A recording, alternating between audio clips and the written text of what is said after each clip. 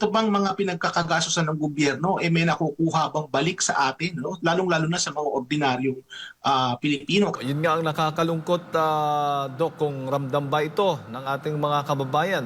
Gumagastos po sila pero may nakikita ho ba tayong mga bagong mga infrastruktura o dahil lang bang sa ayuda lang ba ito nakatuon?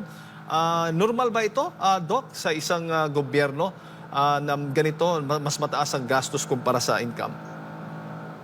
Well, huli tayo nagkaroon ng budget surplus nung panahon pa ni Pangulong Ramos, no, ni FBR.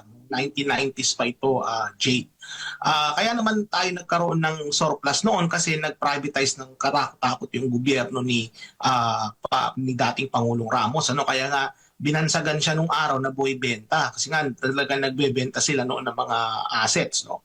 At mukhang ganito rin ang gustong mangyari ng gobyerno ni Marcos Jr. No, na mag-dispose ng mga assets. Kaya alam mukhang hindi nila nami-meet yung target. So isang issue yan. Isa pa is yung kanilang revenue collection.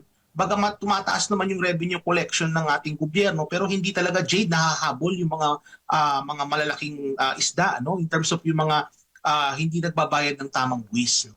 Maalala natin ng mga nagdaang administrasyon, may mga efforts, no, to collect taxes mula dun sa mga hindi talaga yung mga notorious din na malalaking mga kumpanya or mga mayayamang tao na nag-e-evade ng taxes, no? So sa ngayon parang wala tayong masyadong naririnig na balita mula sa BIR in terms of kung meron pa silang mga nahuhuli, no, na mga or nakakasuhan na mga malalaking tao, no, na mga mayayaman na hindi nagbabayad ng tamang buwis, no?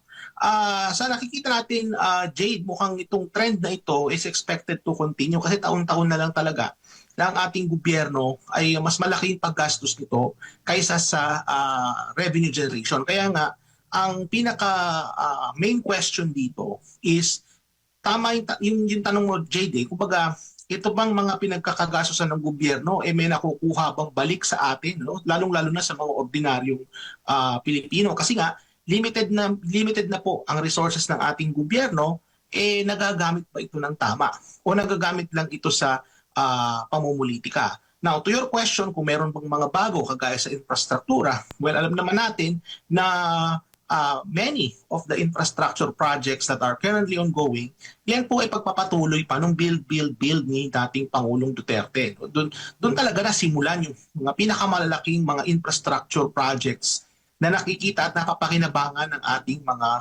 kababayan. Well, ang ginawa lang naman ni Marcos Jr., itinuloy niya yung iba pa nga na defund na. Hindi ko lang alam, Jed, kung mako-confirm natin to, no? Meron akong nasagap na balita na yung subway daw baka hindi na matutuloy, no, yung pagko-construct. Ewan ko kung fake news 'yon, ano? Maganda siguro kung ma-verify natin 'yan kasi kung mangyari man yun na hindi matuloy yung subway na yun, nakakalungkot po yun. Ano? Sana naman ay maituloy nila yan. Kaya lang, hindi lang naman yung subway din ang isa sa mga issue. Marami pang mga ibang infrastructure project. Lalong-lalo na sa Mindanao, nabalitaan natin na medyo kung hindi lang na-defund, talagang hindi na naituloy yung proyekto. No? So sana naman, kung si Marcos Jr. Administration, sana naman po i-reconsider nila itong mga proyekto na ito at para maramdaman naman po talaga ng tao, no? Hindi lang naman po puro ayuda at puro mga pamumulitika lang po ang ginagawa nila.